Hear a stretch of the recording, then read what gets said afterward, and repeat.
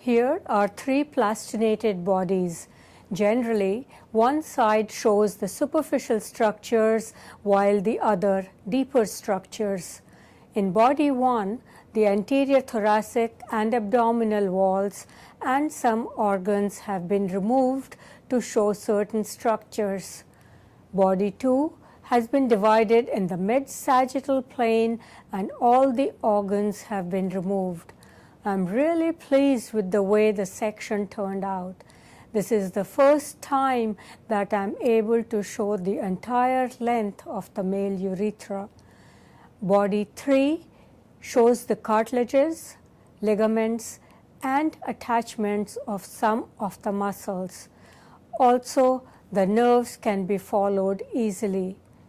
One upper limb has been separated at the sternoclavicular joint. By the way, clavicle is the only bony connection between the upper limb and the axial skeleton. For this video, I will use mainly body 2. For better understanding, do view the structures in the other specimens. Let us start with the osteology. The clavicle is the only bony connection between the upper limb and the axial skeleton. The medial third of the clavicle is convex forwards. The sternal end is much wider as compared to the acromial end. The lateral end inferior surface shows this roughness where the coracoclavicular ligament was attached.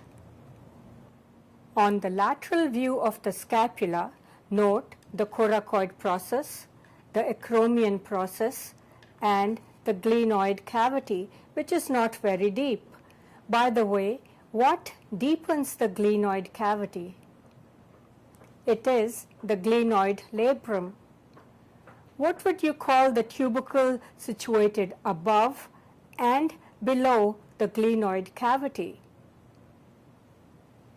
Attached to the supraglenoid tubercle is the long head of biceps, whereas coming from the infraglenoid tubercle is the long head of triceps, and thus these two long heads can act on the shoulder joint.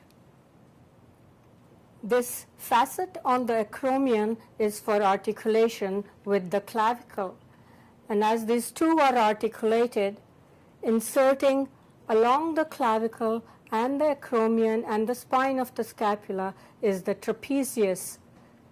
Coming from the same bones but the opposite borders is the deltoid. On the humerus, note the head, lesser and greater tubercles. Between the two tubercles is the intertubercular groove. On the lateral surface, mid-shaft, is this deltoid tuberosity where the deltoid is inserted. On the distal end, note the two condyles. The lateral rounded one is the capitulum and the medial one is the trochlea. It's like a pulley. The lateral epicondyle is much smaller as compared to the medial epicondyle. Lying posterior to the medial epicondyle is the ulnar nerve. The nerve can be rolled and felt in this position. This hollow is the olecranon fossa. Note the radial head, which can be felt in a small depression on the posterior aspect of an extended elbow, especially as the forearm is pronated. This is the bicipital tuberosity or the radial tuberosity where the biceps is inserted. On the lateral side, this roughness about mid-shaft of the radius is for the insertion of the pronator teres. On the distal end, note the styloid process and the Lister's tubercle or the dorsal tubercle. On the ulna, note the olecranon process, the coronoid process, the ulnar styloid, and the articular facet for the head of the radius. The radius articulates with the ulna at the proximal and the distal radio-ulnar joints. In fact, it's at these joints that pronation and supination takes place. This fan-shaped muscle coming from the clavicle, the sternum, and the ribs and inserting onto the lateral lip of the intertubercular groove is the pectoralis major. You can see part of the pectoralis minor in this region. This is supplied by the pectoral nerves. Its actions are to adduct, medially rotate, and flex the arm. The serratus anterior arises from the upper 8 ribs and inserts onto the medial border of the scapula on the costal surface. Here it is partly covered by these pectoral muscles, and you can note how its fibers interdigitate with those of the external oblique. It protracts the scapula as in pushing and punching, and helps to rotate the scapula, which is essential for abducting the arm more than 90 degrees. It is supplied by the long thoracic nerve. Trapeze means table, and the trapezius from 2 sides form a table. It extends from the occipital bone, the cervical vertebrae, the thoracic vertebrae, and inserts onto the spine of the scapula, the acromion, and the clavicle. The upper fibers elevate the scapula, the middle fibers brace back, the inferior fibers depress the arm, and the muscle also helps in rotation of the arm for abduction greater than 90 degrees. It is innervated by the spinal accessory nerve. By the way, why is it that your shoulder doesn't sag when you carry a heavy bag on the shoulder? The latissimus dorsi has a very wide origin from the thoracic, lumbar vertebrae, the thoracolumbar fascia, and the iliac crest. It's partly covered over by the trapezius at this point. Its fibers go over the angle of the scapula, and sometimes it gets a slip from the inferior angle. Note how these fibers wind around the teres major and then form a narrow tendon which is inserted into the floor of the intertubercular groove. Its actions are to adduct, extend, and medially rotate the arm. Because of its attachment to the vertebrae, it can raise the body as in climbing. It is innervated by the thoracodorsal nerve. The scapular muscles seen here are the infraspinatus, the teres minor, the teres major, and the long head of triceps.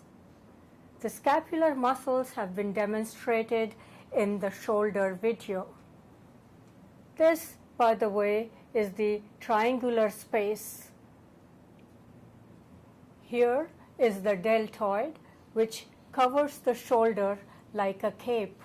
It takes origin from the clavicle, the acromion, and from the spine of the scapula, and is inserted onto the mid-shaft of the humerus at the deltoid tuberosity.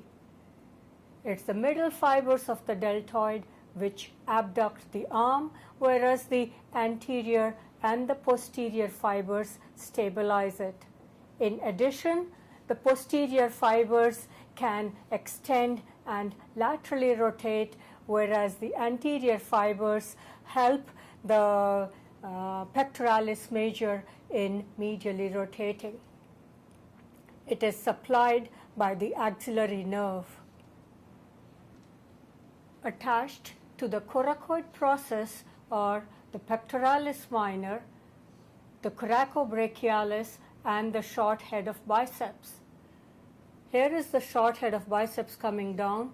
Joining it is the long head of biceps, forming the tendon or the belly, and then the tendon which is inserted onto the radial tuberosity. And this part here is the bicipital aponeurosis, which fuses with the deep fascia of the forearm.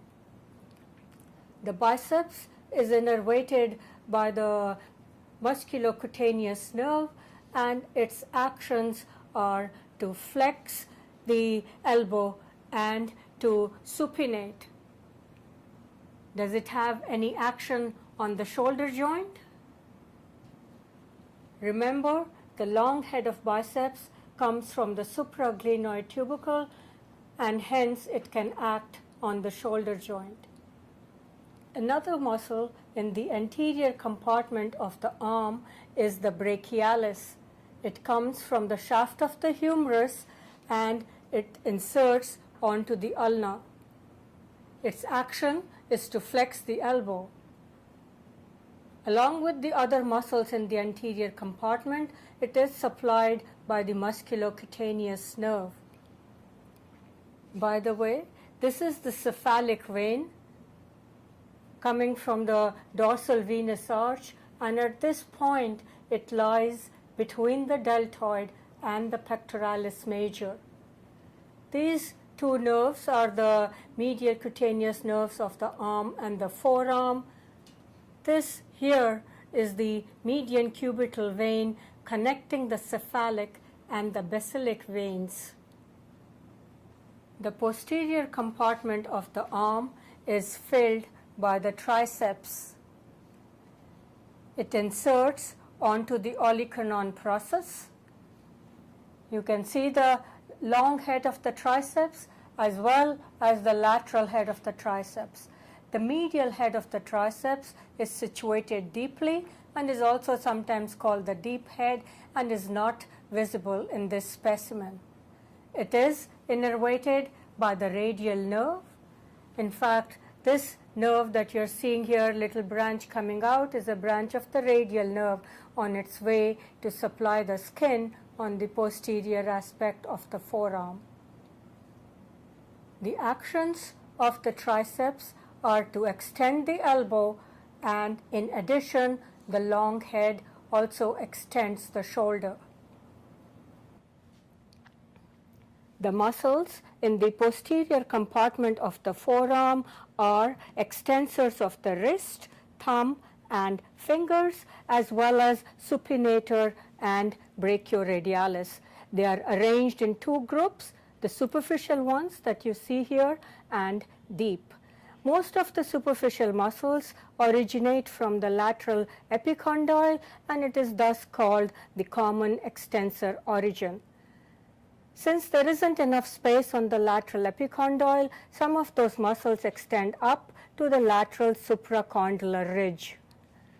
The lateralmost muscle in this group is the brachioradialis, which extends from the brachium, the supracondylar ridge, onto the lateral part of the radius just above the radial styloid process. It is supplied by the radial nerve, and it's an exception to the rule that even though it is in the posterior compartment with the extensors and is supplied by the radial nerve, its action is to flex the elbow, and it stands out when the semi-prone forearm is flexed against resistance. I'm now holding on to the brachioradialis. In fact, people say it initiates supination of the prone forearm and pronation of the supine forearm. This little nerve, thin nerve, lying on it is the lateral cutaneous nerve of the forearm. The next two muscles, this one here and this, are the two radial extensors of the wrist. These are called the extensor carpi radialis longus and extensor carpi radialis brevis. They insert onto the second and third metacarpal bases, and the difference between the two is that the extensor carpi radialis longus comes from the supracondylar ridge, whereas the brevis comes just from the common extensor origin. The extensor digitorum comes from the common extensor origin and divides into 4 tendons for the 4 fingers.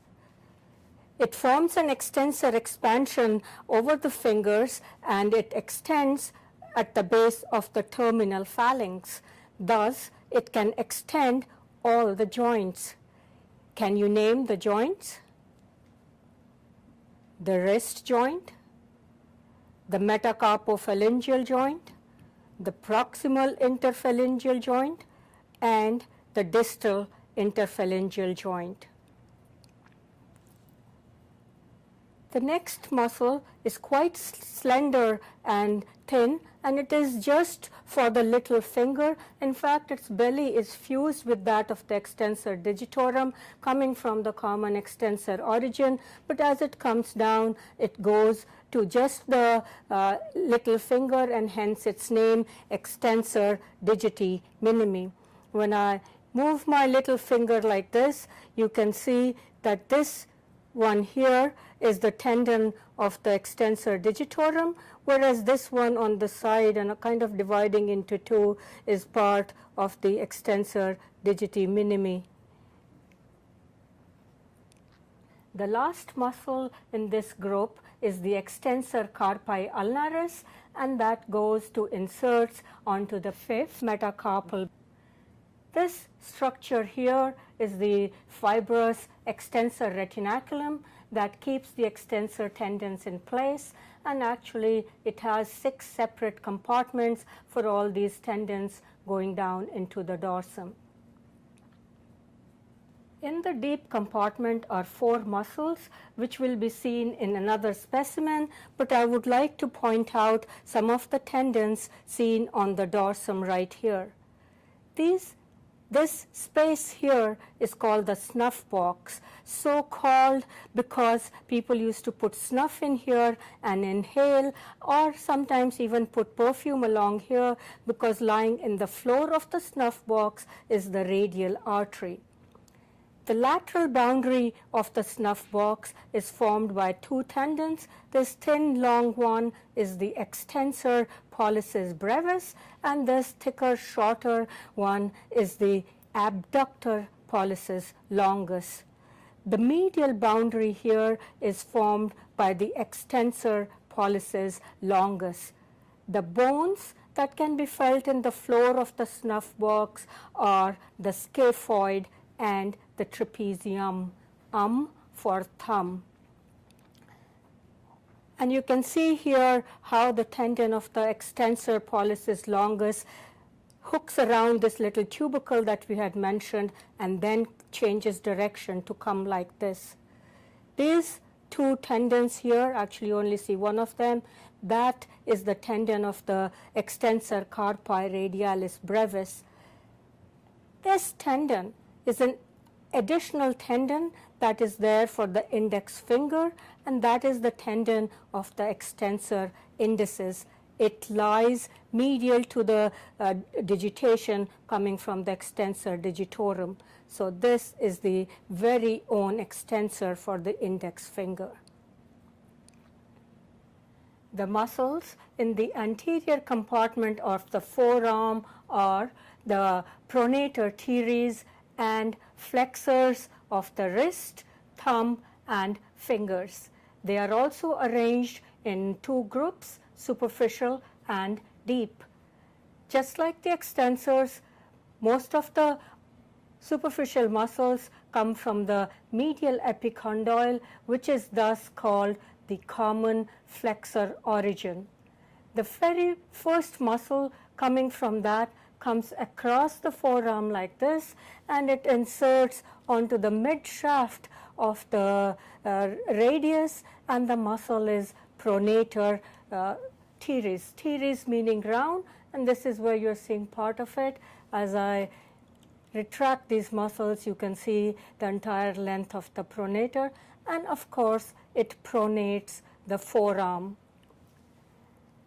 The next muscle coming from the common flexor origin is a flexor on the radial side. So this is the flexor carpi radialis, and it inserts onto the base of the second and the third metacarpals. The next muscle has a very thin belly and a long tendon which goes superficial to the flexor retinaculum and attaches to the palmar aponeurosis. This muscle is the palmaris longus. In fact, this is a phylogenetically degenerating muscle and is often absent in maybe up to 10% of the people. What this does is to deepen the cup of the palm of the hand. And yes, if you say it flexes the wrist, but perhaps it could, but that's not its main function. The next muscle is slightly deeply placed, but it is a flexor of the digits, and hence its name flexor digitorum. But this is the superficial of the two flexors, and so it is called flexor digitorum superficialis. As it comes down, it divides into four tendons for the four fingers, which insert onto the base of the middle phalanx. We'll follow those in another specimen. Most of the muscles in the forearm are supplied by the median nerve, except for two. This little muscle, well, actually not that little, but coming on the medial side and inserting onto the pisiform or to the base of the fifth metacarpal is the flexor carpi ulnaris. And what do you think would be its nerve supply? Well, it's a flexor muscle on the ulnar side. There is an ulnar nerve, and yes, the ulnar nerve supplies this muscle. This, by the way, is the ulnar artery lying right next to it. And this here, I'm running the pointer over, is the radial artery. In the deep flexor compartment are three muscles: the flexor pollicis longus, the pronator quadratus, and the flexor digitorum profundus. Make sure you see them in another specimen. In this forearm specimen, most of the muscles have been removed to demonstrate the supinator and the pronator quadratus. The supinator over here, you can see how it's winding around the radius, the head of the radius. This little nerve that you see piercing the supinator is the deep branch of the radial nerve.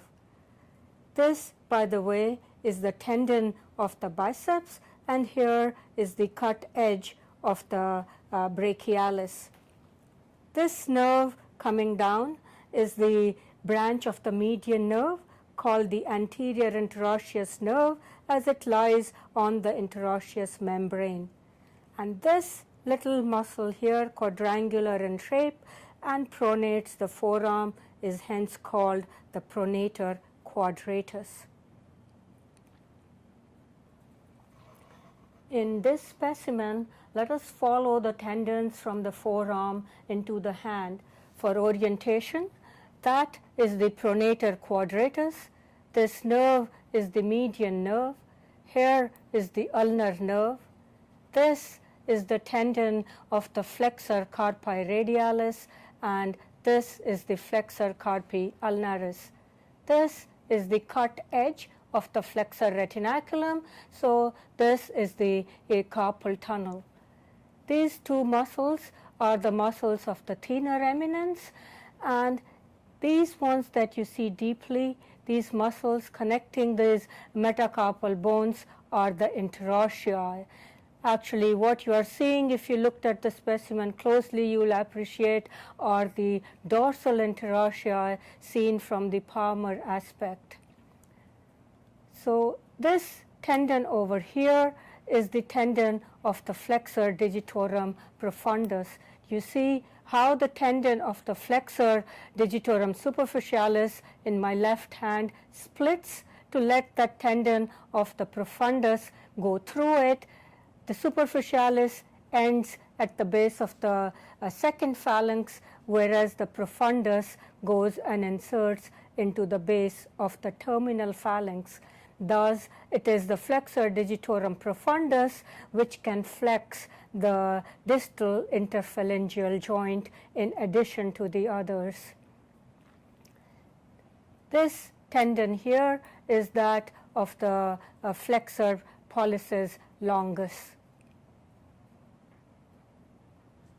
On the dorsal aspect of the hand, note these two tendons, those of the abductor pollicis longus and the extensor pollicis brevis. This is the extensor pollicis longus coming all the way to the terminal phalanx, and as we put that to one side, these two here are the tendons of the radial extensors, extensor carpi radialis longus and extensor carpi radialis brevis. These here are the tendons of the extensor digitorum forming the extensor expansion. This muscle here that I am following now is the first dorsal interosseous. It's the largest of the interossei, and the action of the dorsal interossei is to abduct. Remember DAB, D-A-B, the dorsal interossei abduct the fingers. So this one will abduct the index finger, and you try to do yours or anybody's, you can feel this muscle tighten up. This and these are the another interossei that you can see, and these interossei are inserted into the extensor expansions. Let us see if you can recognize the tendons at my wrist. As I oppose the thumb to the little finger, this tendon that stands out in the middle is that of the palmaris longus. Just lateral to that, this one here is the flexor carpi radialis, and the one on the medial side here is that of the flexor carpi ulnaris. As I flex my little finger, standing out between these two tendons here is the tendon of the flexor digitorum superficialis. As I turn it, you can see the snuff box, and I'm sure you can recognize or name these tendons. See how this one right here going all the way is extensor pollicis longus, extensor pollicis brevis, and this one here is the abductor pollicis longus.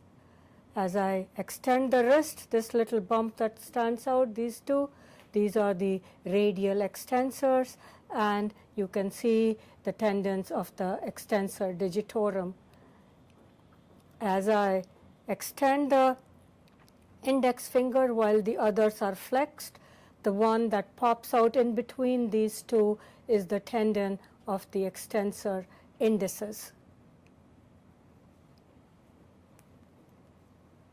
This prominence at the base of the thumb is the thenar eminence. Underlying this, or it is formed by three muscles. The muscle on the lateral side is the abductor pollicis brevis. The one here lying next to the tendon of the flexor pollicis longus, the muscle is the flexor pollicis brevis, and deep to both these, and yes, you can't see them here, but just to explain, is the opponens pollicis. Remember, you have only one opponens, which enables you to oppose your thumb to the other fingers. All these three muscles are supplied by a branch of the median nerve. Corresponding to the thenar eminence, right here is the hypothenar eminence formed by three similarly named muscles, those being supplied by the ulnar nerve.